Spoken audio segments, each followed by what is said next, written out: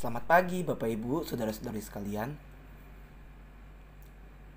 Kita merupakan umat pilihan Tuhan yang kemudian bersedia mengikuti dan meladaninya di dalam kehidupan kita sehari-hari.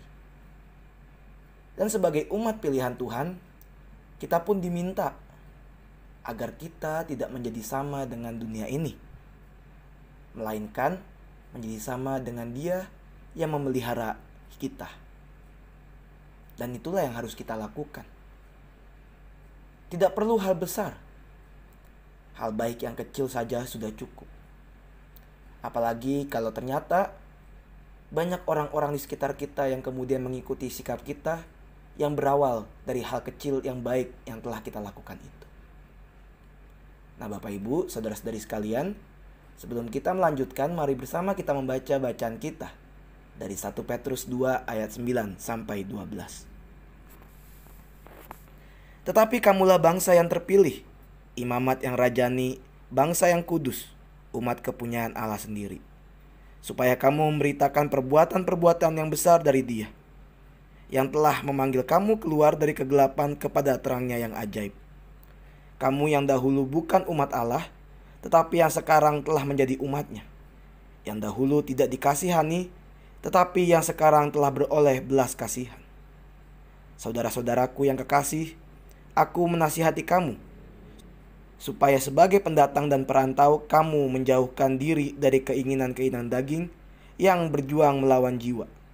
Milikilah cara hidup yang baik di tengah-tengah bangsa-bangsa bukan Yahudi, supaya apabila mereka memfitnah kamu sebagai orang durjana, mereka dapat melihatnya dari perbuatan-perbuatanmu yang baik dan memuliakan Allah pada hari Ia melawat mereka.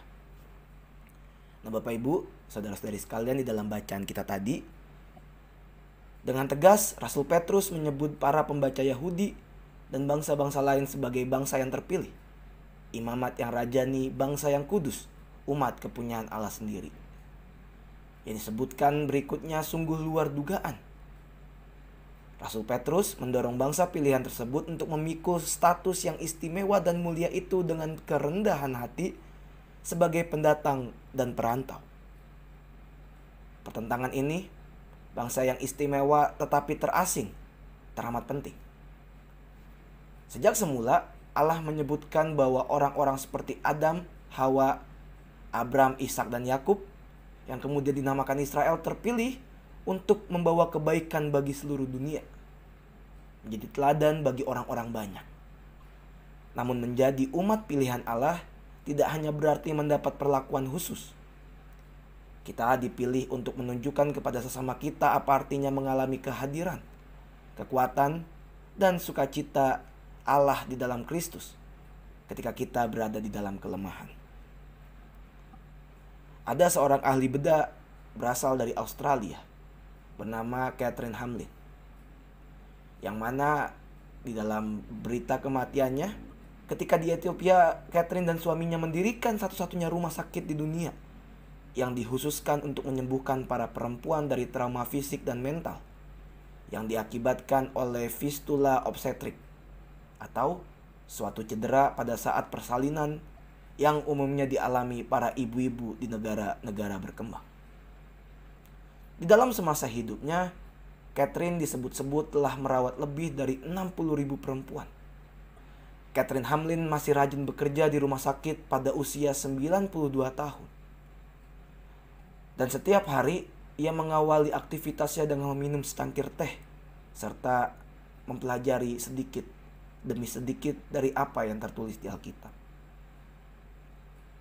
Kepada orang-orang yang mengagumi ketekunannya, Hamlin menyatakan bahwa dirinya tak lain dan tak bukan hanyalah orang Kristen biasa yang hanya melakukan pekerjaan yang telah dipercayakan Allah kepadanya.